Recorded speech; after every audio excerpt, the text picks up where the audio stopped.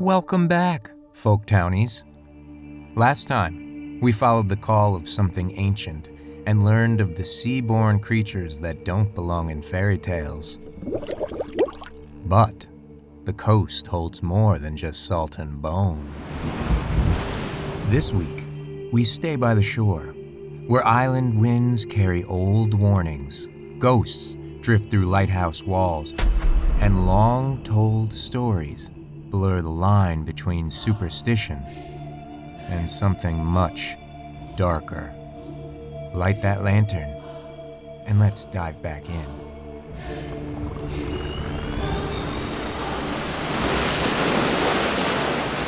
There is truly something to me when it comes to the ocean. You've got all of the perfect factors. I know I already said this. You've got the ocean. It's dark and you can't see it.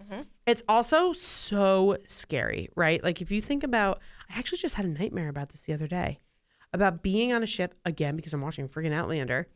But when the waves rise and they keep rising so tall, it's like taller than, skyscrapers. And it's just above your head, and you know that shit's coming down. I just think of The Perfect Storm. Have you ever seen that movie? Oh, yes. Oh, yes. That's what I think of as well. And you've got fog, right? And what happens is a lot of these lighthouses, they have like a rock wall that when the tide comes up or the water rises, you can't see the rock wall. Yeah. And these ships are like, oh, there's a lighthouse guiding the way. Right. Boom, crash dead. Siren song. That's what's weird to me is that Maine nearly has 30% of its days are foggy. In a calendar year, 30% of his days. But they didn't always have lighthouses, right? Like, how long do you think it took before they finally were like, we should get some lighthouses. We should probably figure something out so these ships stop crashing, which is a perfect segue to start talking about really the coastline and the phenomenal amount of lighthouses and thus ghost stories and haunted lighthouses and stuff. We already know that we are going to die from the creatures on the coast. But if we are on the ship, what is guiding us home? Well, I mean, first off, if we have survived the sea serpent, the mermaids, and the sirens, and we have now made it to shore. Okay. Okay, we are not done fighting for our lives. Oh, Jesus. Nar. Okay, so now we've made it, let's say, to the lighthouses. Okay. Which, some of them are cool. Some of them are cool. Yeah. Lighthouses are cool.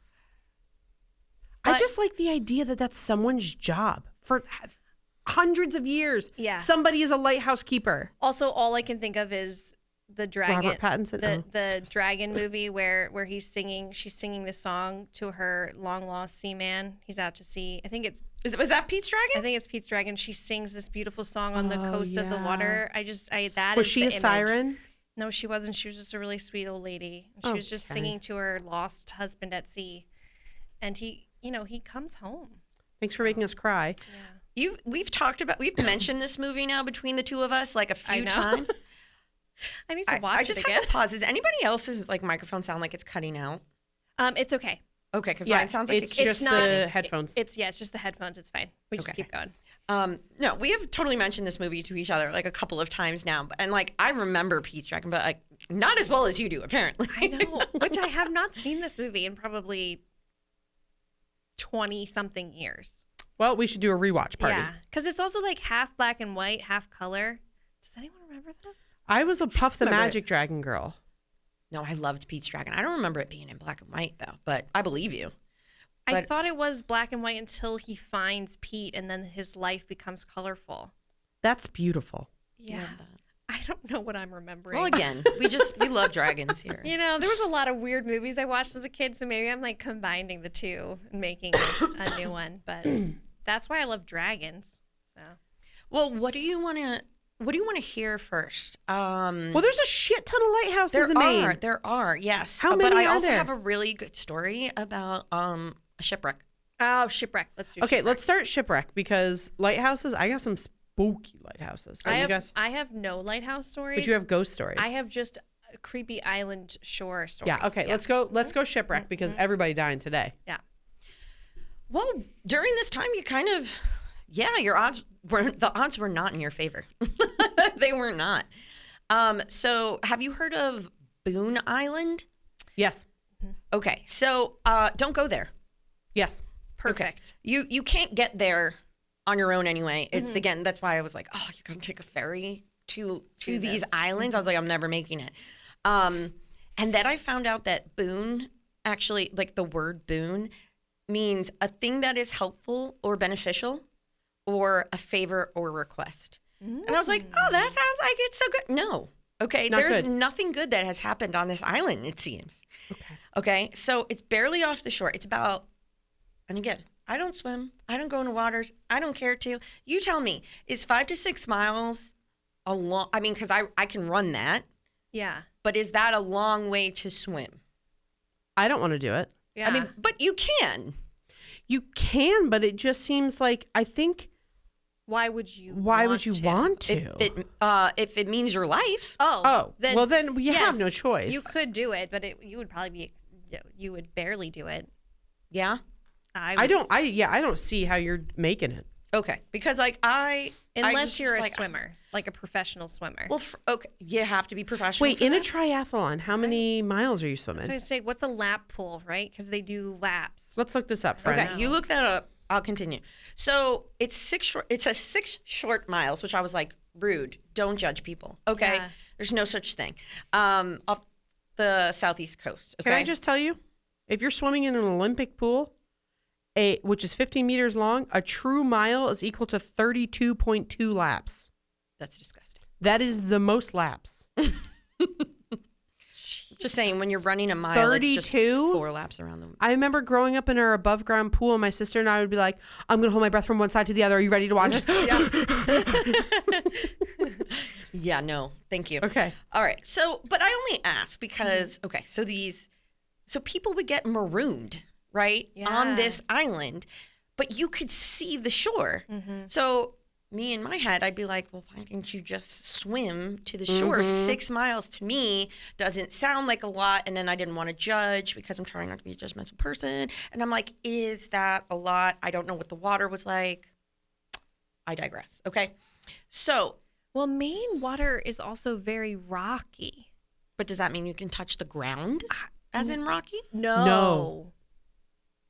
No. No. I think just along the coast. I don't think it's like we're thinking Jersey Shore where like you casually walk out and it like gradually gets deeper. Yeah. I think Maine is just like rock death. Yeah. Water. Like rock wall, pshoo, big ocean. Yeah, like time. it shoots out, but it's in a very deep part of the water. But I feel like it still would be safer for you to swim than a boat to come out to you then. Depends on the size of the boat. Like a little boat would be fine. Like a canoe. Sure. Okay. Yeah. All right. Because this story has layers. The story has layers. Okay. Oh. So Boone Island is older than colonial America, allegedly. All right. Dating back to like 1682, it says. And this first boat, it was a trading vessel named Increase. Creative. And it was wrecked on these peaks. Okay. There were four survivors, 3 white men, 1 Native American. Okay. They survived by eating fish and gulls' eggs. It was bitter cold, violent waves, right? How these guys survived for a month before somebody found them was wild. Native Americans wound up finding them and rescuing them. Allegedly, this is where Boone Island's namesake came from, even though there's documentation that says like that where the name appears under different names, but that's why it says boon granted by God. So allegedly it was a favor granted by God that these guys were rescued. But again, chalk one up for the Native American people, saving these guys. Save us. We don't deserve it. Yes. But then now again, we have sometime later, I'll just say, another shipwreck. Okay. This British ship, Nottingham Galley, with the one and only Captain John Dean leading the troops. Okay. Captain Johnny Dean. We're just going to refer to him as Dean. Okay. Of course we are. December 11th, 1710. There's this winter nor'easter. Ship is donezo. 14 men survived and reached this island. Okay. And they're described to only have soggy cheese. Oh. Part of a broken mast, fragments of a torn sail, and some canvas. That's it for 14 men. Great. Okay. That night, the drenched men endured a freezing night of wind, sleet, and snow pounding on the island. They made a triangle tent from the parts of the sail and canvas, which the men obviously huddled under. I mean, it's not looking good. All right, they're fighting starvation, they're fighting the winter temperatures, so on and so forth. Well, hang on. And I didn't number them. They are numbered though, sorry.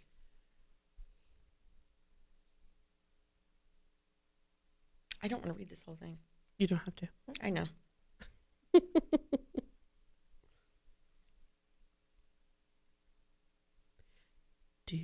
I'm just trying to decide. I'm like, do I want to just read this? Because this is literally like, bloop, and I'll be done with the story. This is a little bit more details. Okay. I'm back. Okay. So the food runs out very quickly. 2 crew members wind up dying. They go. Okay. And it starts like they're dwindling down. Days pass. I mean, they're at like, I think the 3-week mark. And Captain Dean says the men who were now driven to madness by starvation came to the captain with a plea to eat the flesh of their comrade to survive. I knew it was coming. Exactly. I knew it was coming. But this is allegedly saying they came to the captain, okay? So Dean gives them permission. He knew what to do as he was previously trained as a butcher before becoming the ship's captain. So he handles that whole situation for everybody. And they wind up surviving for, I think, about like 4 weeks or so, maybe a little bit longer before a fishing boat winds up coming out because pieces of the broken ship wind up coming to shore. So they're like, oh, let's send somebody out there to start looking for him. Sure. Yeah. So they observe the skeletal captain covered with sores and blood, which rendered him speechless, and the men in the tent were even in worse shape. They promised to help the next day if they could not bring the crew on the vessel due to the high seas. And this is why I was like, well, why wouldn't they have just swam? Like the boat couldn't even come to them, right? So I'm very confused about the setting here. So the next day, as the waters were too rough for a rescue, but the captain would later write that they could at least build a fire to warm themselves and boil their meat. Of their crew members? Yes. Oh, you're saying I don't understand why they didn't swim. It was winter, so the water would have So like killed too them. cold. Yeah. Valid point. They Yeah. couldn't get into the water. Good point. Yeah, for 6 miles. Yeah, you're No, right. They would never. definitely have made not. that. Yeah. They're not making it. Nope. So they brought a canoe to the fishing boat, 2 or 3 at a time, and were given bread and spirits, which made them violently sick as their bodies had become accustomed to their ghastly diet. When the 10 survivors arrived at a tavern around 8 p.m. by the shore, most were near death from starvation and exposure. Many had hands and feet blackened by frostbite and had lost the use of their limbs, which is really gross. And then later on, they blamed poor Captain Dean, saying that he told them to, which was like a nice little twist. He told us to eat our comrades. Yeah, he was then disgraced when newspapers got hold of the story, and the court sided with the crew members, and he would spend the rest of his life trying to restore his good name. Wow. Another cannibal story. Yeah. You got to have one every season. I know, it did remind me of the last one, and I mean, it's still, it also reminds me of, the Uruguay. Yep. How do we say this? Uruguay. Any way you say it, I'm going to agree with you. Yep. The rugby team Yeah. that, they made the documentary yes. that, crashed into the Andes. Yes. That they were like chastised for that. And really it was about survival, and poor people were shamed. I know. And I don't know. I don't think I don't. could. I don't think I could do it either, but I mean, you get desperate enough. I would be like, you know what? Just do this, and then you can eat me. But Me too. I would can't sacrifice. eat you. I'd be like, I'm not going to be able to do this. I can barely eat chicken if it's not the right texture. I'm so screwed. I am so screwed. Yeah. It's a little bit raw. Yeah. Yeah, I'd give you permission to eat me. I don't think I'd be able to. I got do a it. nice sized booty for you guys to munch on. You're welcome. See, but then it's all fat for me. I'd be like, guys, right. this is not great. I want the meat lean. right now. Yeah, I want the lean meat. True. Yeah. Yeah. What do you think? Never mind. I was just about to ask the most disgusting question. Let's save that for my therapist. Yeah. So, obviously, Shipwreck's going to build ghosts for the coastline. So, Goes for the coast. Ghosty Love that. for the Goes coasty. For the coast. So my stories, actually, this was really fun because there are so many stories. Oh, I can't even imagine. Right? But this one takes place on another island in Maine, and this island is called the Ayres. Iras? Maybe it's The Eras Tour? It's Ayers. Oh, like Iras? Ayers, maybe? But it's a landmass in the Penobscot River near Orono, Maine. Yeah. And Deena's got a map. Perfect. It's on this one, right? Yes, girl. On my map. Yes. So this is a huge area of land. It is. But the island has a ton of industrial history as well as a ton of local lore because it is known to be, back up a little bit. It has been considered cursed by indigenous people. And it says that there are stories of hauntings and eerie occurrences that are persisting through generations. So the first story that I have, there's actually 3 stories that I have, and all of them take place on this island. 2 of them are very strangely connected, which I thought was really cool, but totally separate, literal, years and years and years and years between the stories, but still they're connected.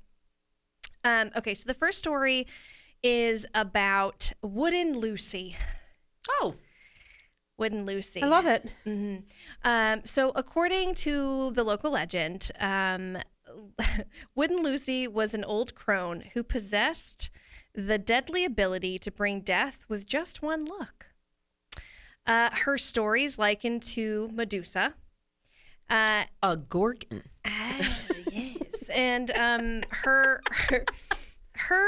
she, I guess, I don't know if she's considered a ghost. I mean, she is, but it's reported that she is on this island. She lives there's very dense forests on this island, and boaters and fishermen have reported sightings of a petite, blonde-haired woman darting through the trees, vanishing behind the trees, and leaving an unsettling presence in her wake. So very, it was creepy. me. Yeah, I believe it. Deena's just lopping around.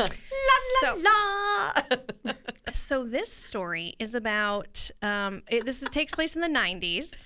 And this is 2 college students from the University of Maine. This is little Josh and little Megan, and they decide that they're going to take a canoe out near this island. Now, what are they going to do on that canoe? Well, so this is an urban legend. Their idea was that they would just have a quick paddle out before sunset. And it was a way to clear their heads before finals. I mean, someone's clearing their head. Obviously. And so they knew that this island was off limits. This is a privately owned island, and so you're not supposed to go on the island. Yeah, every urban legend starts with this. Exactly. Yeah. And also, everyone kind of knows about this like creepy tale of this Wooden Lucy. So like people just stay away. They don't want to get involved. What's with the wooden? Did I miss that? Oh, yes. No, it's coming. It's coming. Okay. Sorry. Okay. So they, they start to drift on over to the island, and they drift very close, but they're not as close as I guess you would need to be to, get out of the boat and climb onto the island. Sure. But as they get closer and closer to the island, they feel as if that they're being like pulled towards the island. As they get closer, Megan points to the tree line and says, "Do you see her?" to little Josh. And that's when I would die. So Josh Dead on the floor. Sorry, I'm picturing it. Well, So here's the thing. Josh saw the woman standing just inside the woods, barefoot, pale, a face as still as bark from a tree. There we are. Not aged or weathered. Literally, she looked like a piece of tree. Okay. So apparently she's so old or creepy that she literally looks like she's a piece of bark from trees. Okay. She's just standing there. Her head is tilted to Oh my one God, I was side. just doing that. I was just sitting here like this. So her head's tilted to one side. He's obviously staring at her. She's staring at her like, what's happening, right? Everybody's making Then awkward eye contact. She moves. Quickly, like a zombie in a movie? Slowly. Even worse. It's like the ring. Stiffly. Her head turns. And her eyes lock on Josh's eyes. Are you doing this on purpose? Read the story. I'm like, terrified. One eye was cloudy and glassy, the other just black. Josh drops his paddle. Megan screams. The canoe spins in the water. They never touch the island. They rush back to shore. When they get back to the shore, Josh doesn't speak for days. When he finally did, all he said was, "She looked right through me, like she already knew how I would die." They say Wooden Lucy doesn't need to touch you, just a look. That's all it takes. Yeah, that was the best story I've heard. That was good. That was good. Change of plans. Okay. So What island was that? Because we're not going near there. Well, and you know what's funny is the island is, I mean, obviously it's still there, but it is privately owned and you cannot, like, they will, the people, whoever owns it, they're very private and, like, don't want anyone. But so many people try to go there because there are so many ghost stories. And these are the 3 most common for this little island. So the next story is actually kind of a really sad story. Dude, I think you should have just ended right there. That was a mic drop moment. I know. Because I was literally like... I think, like, the tree bark face, like, threw me. I was like, I don't understand. The fact that I was sitting And here the like head this and you said tilted. that, and I was like... Yeah. No thanks. Okay, so this is about Margaret Hawthorne. Hawthorne, not Hathorne. I don't know. However you want to pronounce it. And redo. Nope. Margaret Hawthorne. And her father, Samuel. And he worked at the mill. There was a mill on the island. Back in the 1800s, the island was not a ghost town. It was a very busy, bustling little island. They had the mill, so there were lots of people employed there. And one of those people was this gentleman by the name of Samuel. And then obviously because it's an island, I guess they also... I don't think that they lived on the island, but I'm assuming he was a single father. He was a widower. I believe he would bring his daughter with him to work. Her name was Margaret. And Margaret really liked playing pranks. She loved hiding behind stacks of lumber, sneaking up on the workers, whispering ghost stories that she made up and would make people jump. Unfortunately, one day, her prank went a little too far. Samuel had been working a double shift and was exhausted. Margaret, thinking it would be hilarious, wrapped herself in a white sheet and crept into the mill to scare him. But Samuel turned, startled, and swung his hammer. Oh, my God. Before she could say a word. The sheet fell, the blood spread. He dropped to his knees, wailing her name. Within minutes, Margaret was dead. They say that after her death, Samuel never spoke another word. And Margaret, well, she never left the island. It says that the workers in the mill would see the ghost of her darting behind broken beams and rusted machines and giggles in the rafters. And then a white blur out of the corner of your eye, like when you were working on something. And then whispers, she would whisper the men's names and then vanish. And then it said... some men, while working, would hear a child's voice saying, "Daddy, it's just a joke." Oh, my God. But the no. worst is when she laughs, because when Margaret laughs, something always goes wrong in the mill. A broken machine, a cut hand, a fire. It's like she wants someone to play with, and she doesn't understand she's dead. Cool. Great. Yeah, hate that. So she's a death echo. Okay, so the last one. Way to bring it down. Yeah, this one's fun. The last one is about a man named John Tanner, and he also worked at the mill, but he didn't work at the mill until the 1900s. And he was the type of guy who was, like, very stern, no nonsense, very respectful man. And so, like, everyone respected him. listened to him, trusted him, so on. That was until the accidents started happening. Oh. First, a worker was crushed beneath a pallet of lumber that was securely stacked. Then someone fell from the rafters, someone who had just passed a safety inspection. And then a third man was fatally killed by a stack of lumber falling on top of him. And then the whispers started. So pretty much everybody was like, oh, it's John's fault. Clearly, he's not paying attention. He's distracted. Something's happening. So the owners of the mill are just like, yeah, you're fired. Like, we can't have this. This is goodbye negligence. Like, something's going on, and clearly it's you. You're the problem. So a week after he was fired, and it was kind of like out of nowhere, they literally just called him in, fired him, and he was pretty devastated because he, didn't understand why he would be fired for it. He shows up at the mill after hours. No one knows why. Some say that he wanted to clear his name. Others think that he planned to burn it down, but he never made it out. They found his body crushed under one of the machines, the same one that had malfunctioned during the earlier accidents. The coroner said it looked like he'd been pushed by the force of his injuries. And after his death, more strange things started happening. Workers would hear heavy boots stomping around on the catwalk long after the mill closed. Tools went missing. Machines flicked on by themselves.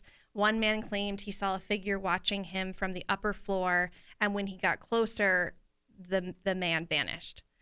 And basically what they say is that this is the ghost of Tanner walking around the mill, trying to figure out who betrayed him, who kind of sold him to the owners as being the person to poor Tanner cause all these problems. And people say that this is him punishing anyone who might have been involved in that, and then anyone that dares to forget him. And it says, if you ever risk going to the island and you hear a clang of metal, it's not the mill, it's Tanner. Great. What I found really interesting about this story specifically, though, was the fact that I wonder if it wasn't Tanner at all and if it was the little girl. Oh, shit. Because coming back around. Yeah, because so many of the things that were happening, like, was she causing these things and then he was getting blamed for them? Because she would play pranks. And obviously she's anyway. So all of these stories, it was kind of cool. So multiple ghosts can get caught in the same place. Yeah, exactly. absolutely. And these stories specifically were actually on an episode of VH1's Celebrity Paranormal Project. And they filmed on the island, and it was titled Tanner's Ghost and then Wooden Lucy. Oh, wow. And I would watch that. Me too. But because of this, the island became very popular, and it's privately owned and off limits to the public, with trespassers facing legal consequences. And it says the tales of Wooden Lucy, Margaret Hawthorne, and John Tanner could contribute to the era's island's reputation as one of Maine's most haunted locations, where the line between myth and reality continues to blur. I was like, ooh, that's fun. So that makes sense that out of all of these islands, that some of them are off limits. I don't know about Boone Island. It probably is because it's not. I would assume it is because it's not that big, right? And so I don't know. I don't know if you can visit that, but I think it's pronounced Seguin Island. I don't know if you've heard of that, but I don't exactly know how to describe it. I don't want to say like it's what it's near, but it has the second oldest lighthouse. In off the coast of Maine, I should say. And it is supposedly one of the most haunted lighthouses in Maine. And I would go visit it. I would, because the two stories are just really interesting. One really reminded me of our story that we started this episode with this old captain who was originally a Hungarian count, like he was nobility. Wow. And then came here and wound up dying penniless. And I was like, man, that didn't work out for you. But he served as the lighthouse keeper for however many years. And some say his ghost still haunts this lighthouse. And this lighthouse is old. When I was looking it up, it said I have it in my notes, 1795, and it was commissioned by George Washington. Yeah. Whoa. That's old. So if that guy was coming over then, Yeah. he's been haunting it a long time. Yeah. Outlander. What'd you say? We don't know. I don't know if they've ever gone up that far to Maine. They've only. No, I'm just kidding. It's over.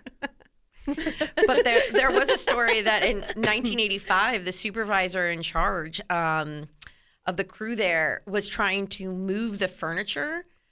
I don't know where. Reported months later that the old captain ghost awoke him in the middle of the night, dressed in oilskins, and started shaking his bed because he didn't want him to take the furniture away and to leave his home. Like, gave him this warning. But the guy just convinced himself that it was a dream. And so the next day, the supervisor continued to move the furniture away. And as he and his crew were paid to complete it and started to load the boat, which sat on a skid on a track leading to the water, it was being lowered 200 feet below, and the cable mysteriously snapped, causing the vessel and all its contents to race down the track into the water, where the boat sank on impact, taking the furniture with it. Okay. Whoa. Yeah, but they say And not to mess with, like, old places with things that are there. I mean- or like if you find something in a floorboard, you put it back. Yep. Yeah. And that lighthouse, it's come up on like every single lighthouse search I've done because there are some messed up stories for that lighthouse. Well, the big legend, which I couldn't find a lot of documentation, so I mean, it was very clear, like, this is a legend, was from the mid-1800s that a caretaker of, again, the Beacon, who was newly married, brought his wife out there to live. And since they were so isolated, she was becoming increasingly bored, very depressed. So he bought her a piano. And even though she was delighted, she couldn't play, by ear. She had to play with sheet music, and it only came with one song. Okay. And I was just like, well, I think that's wonderful that the piano in the mid-1800s came with the song, right? It was a Scott Joplin tune. I wish I knew what that meant. Father to Janice?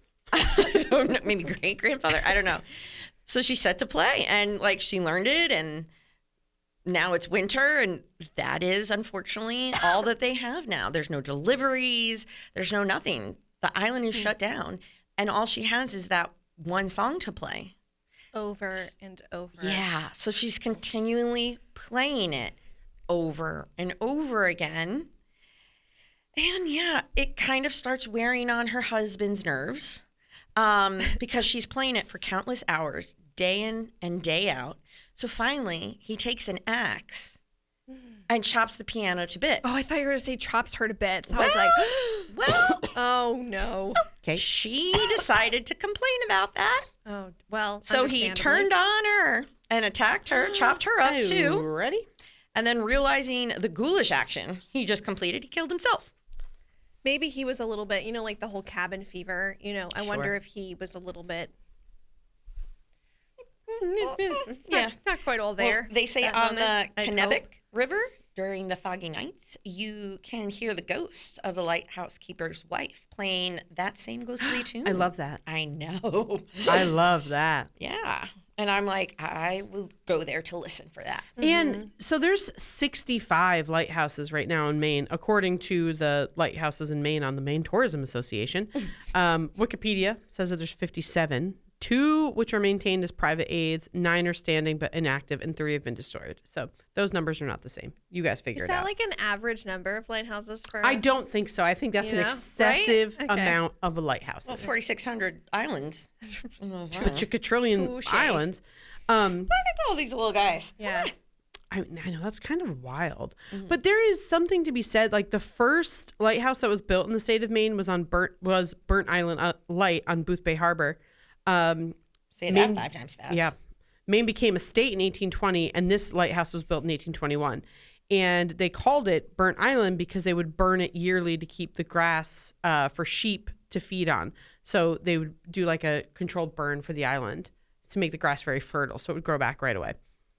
And the first keeper was Joshua Cushing. He first lit the lantern on November 9th, 1821, and had since been followed by 30 keepers. And it's one of those, and I also think because it's the oldest lighthouse, all this kind of stuff, it's going to have its own lore, its own legend. But there's a couple little things, and I just wanted to bring this up because we need one for every season. The Woman in White. Oh, So this is the oldest haunting, Martha McCobb. She was the wife of James, who was the keeper for 20 years in the late 1800s. He recorded in his log that Martha died at 2 a.m. of congestion and cankers throughout her body. I don't know what a canker is. I don't want it. Like a canker sore? I don't know. Sores all over her body? So her ghost has been reported many times over the years, as much as last year. They say that it's an ethereal woman in white seen floating on the grounds in and around the house, often around 2 a.m., and that she's been observed at her favorite lilac bush in front of the porch tending to it. And people say that there's also like a little humor in the hauntings. And one of the watches of the last keepers woke up in the wee hours in the morning and saw what he thought was his wife in the hallway. And he figured she was going to tend to one of their children, and he'd take advantage of the extra room in the bed. So he rolled over to stretch out. You know that, like when your spouse gets up to go to the bathroom or you're sharing a bed with someone, and you just have that moment. Even my dogs, when they move and I'm like, finally, I can put my fucking legs out straight. And he did, and he rolled over, and he rolled right on top of his wife, and he screamed, of course, and then he looked around the house for the intruder. Nothing but one of the doors to the kid's bedroom was open, which it's like a very infamous thing back then. You always shut the door because the chance of a fire, especially in a lighthouse where the light was burning bright, very common. So that's Burnt Island. And that's like a little one because it's the first one. But it's the most common lighthouse, like the one that's photographed the most famous is Marshall Point. Why is it most famous? Forrest Gump. Our boy Forrest is where he hits the East Coast. Love that. But there's kind of I don't want to say messed up, but even when we just take lighthouses for a second, what they are and what they stood for, like we talked about, this was someone's shop. Very isolating. A lot of these times, these people that take the jobs, they're not wed, right? They're single guys. So they all, like our story in the last episode, they're going to fall prey to the Song of the Siren, the Song of the Sea. You kind of go insane. Yeah. And also you were manually doing this. Now it's probably like solar panels, I would assume. Like nobody's up there. I'm sure there are lighthouse keepers still, but... Well, and I don't think lighthouses are what they were then. Like I think there's... Yes. Yeah, they're completely different. But like these were just back to shipwrecks. So many shipwrecks happened because they would see the beacon of the lighthouse, and like we said, the water levels are too high, too low. People can't see where the wall starts around the island for the lighthouses. So their ships are going to hit those, crash, bang, boom, dead. But back to Boone Island, have you heard? Yeah. So this is a story about This is the first keeper, Lucas Bright. He arrived on Boone Island with his new bride, Catherine. 4 months later, severe nor'easter. Lucas drowned while trying to attempt to secure the lighthouse's lantern. Catherine was completely alone, continued to tend the light for several days. When rescuers finally got to her, they found her cradling her husband's very dead, decomposing body, and she was completely driven mad by grief and isolation, wouldn't let them take the body from her. And Catherine's spirit haunts the island. Again, sad-faced woman shrouded in white. I just think it's like a perfect storm, literally, sorry, pardon for the pun, of what's going to happen.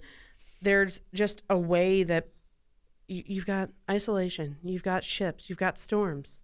You're going to die. Someone's going to die. And this is probably my favorite one. This is the Owl's Head Lighthouse. So this is said to be the one of second most haunted, first being the Seguin Lighthouse. So this Owl's Head Lighthouse was authorized by President John Quincy Adams in 1825, which I'm now just learning. Was that a job of presidents then? Like you just got to make lighthouses? Fun. Or name them? I don't know, because it says commission. So it was like, I don't know, whatever. We're going to have to look that up. It was constructed in 1826 to guide vessels navigating the entrance into Rockland Harbor, which was like a very popular and important trading post. It was 30 feet tall, and we have to admit, they're so pretty. Lighthouses are just pretty. In 1854, a keeper's house was added, and then in 1856, a fourth-order Fresnel lens was installed. Don't know what that means.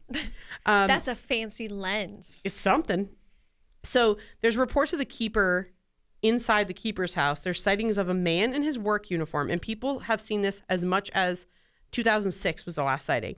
People go by in their ships and their boats, and they see a man in an old-timey work uniform to be believed to be the spirit of the first keeper, and they've observed his figure ascending the stairs to the lighthouse, tending to the lamp that doesn't exist anymore, even though the light is now automated.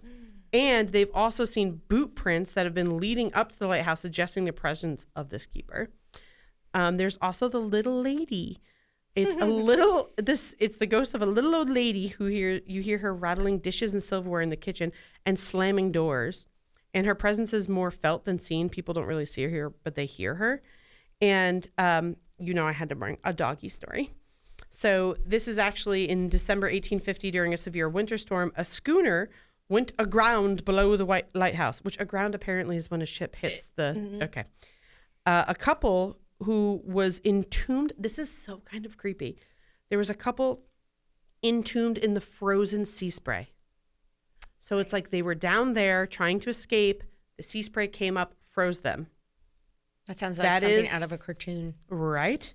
So they were rescued and revived. So they weren't dead. They were just frozen there. I don't know. They married each other. That's wonderful for them. But in the 1930s, a Springer Spaniel named Spot, owned by the keeper, became famous because he pulled the rope on the station's fog bell, warning and barking at passing boats. And his timely warnings are credited to saving a mailboat from running aground in the storm. Spot is a hero, and he's buried near his bell. Aww. I know, I love that story. Also like a Springer Spaniel. I just love it. There's a couple other creepy lighthouses. So there's the Matinicus rock light. This is an interesting one because it's 3 light towers on a very remote little island, and it's on a very rugged chunk of rock.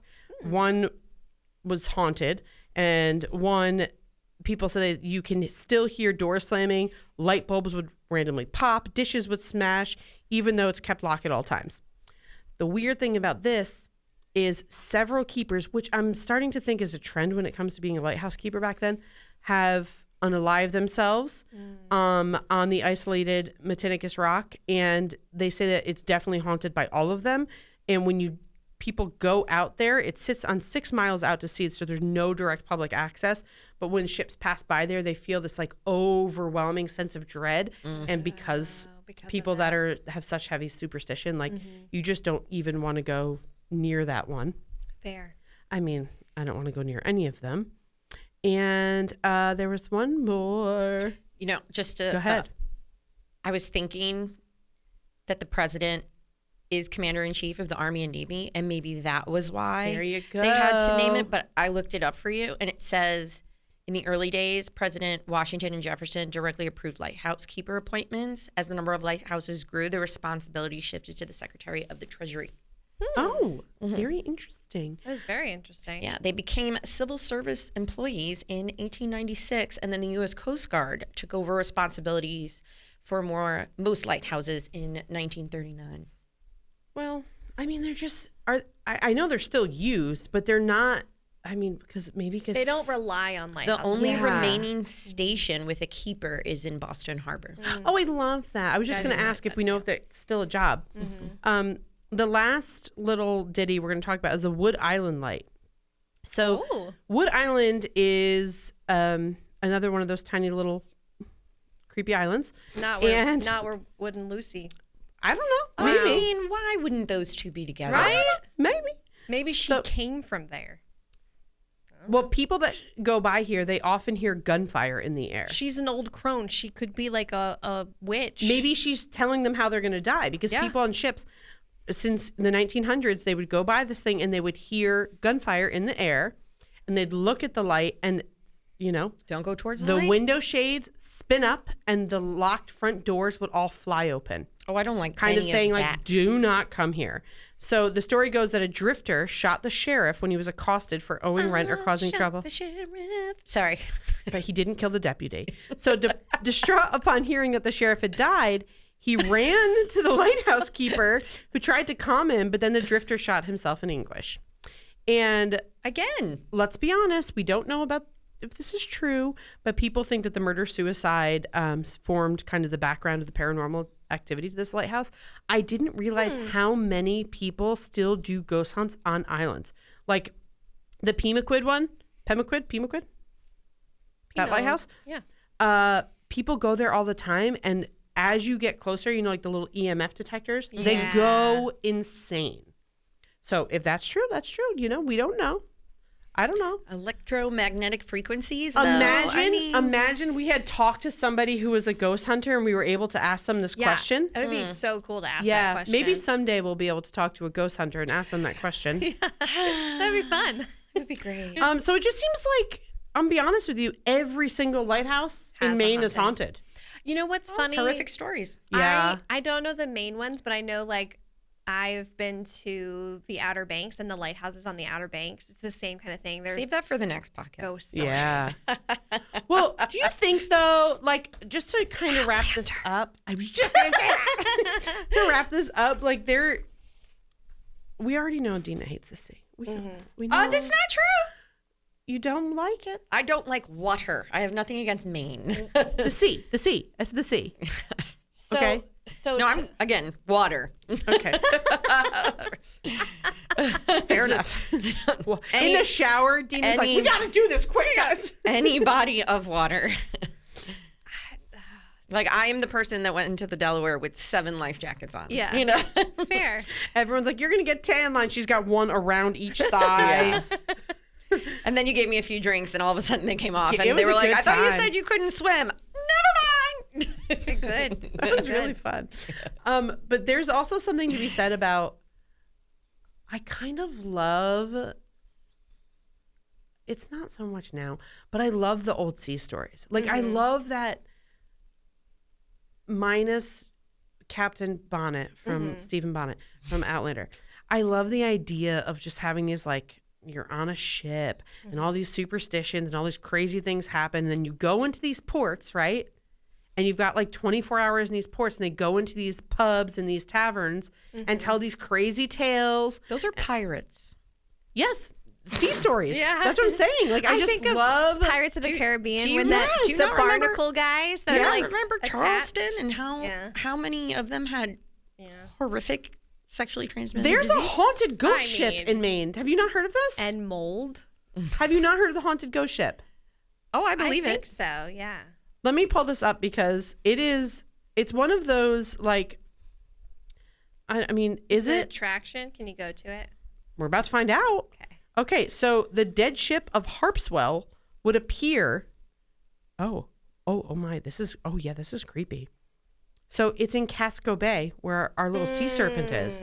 So the dead ship of Harpswell was a ghost or a phantom. It's not a broken up ship. It's a full ass ship. What? And the ship was always under full sail and would sail straight ahead no matter what the wind and tide were like. So people would be on the shores being like, that ship should be tipped over. It should be crashed. There's no way. And sometimes it was seen as a 4-mast ship, sometimes 2, sometimes a brig. I don't know what that means. But as the ship would go towards a dock, watchers would see that there's no one on the ship to steer it. And when the ship was about to crash, the ship would suddenly disappear or go backwards into the mist. And people thought that if they saw someone saw the ghost ship, someone in Harpswell would die. Yeah, that would be 100% a bad omen. Yeah. So the only people who saw the ship were the ones that were waiting for a ship. The ship was seen many times at Lookout Point in Harpswell Center and Potts Point in South Harpswell. It was also seen at Bailey's and Orr's Island. So apparently there is a poem by John Greatliff Whitaker that talks about the legend of the death ship of Harpswell. It was written in 1866. And some people said the dead ship of Harpswell was famous because of the famous ship Dash, which was built in Freeport for Seward and Samuel Porter of Portland, Maine. And other people say it was the ill-fated Sarah. that was built for Charles and George Leverett of Portland, Maine. And the superstition has kept on for many years that whenever death was coming for the resident of Harpwell, the dead ship of Harpwell would appear driving into the Maricong Sound and trying to make her way into Potts Harbor, only to vanish in a cloud of fog when coming near the shore.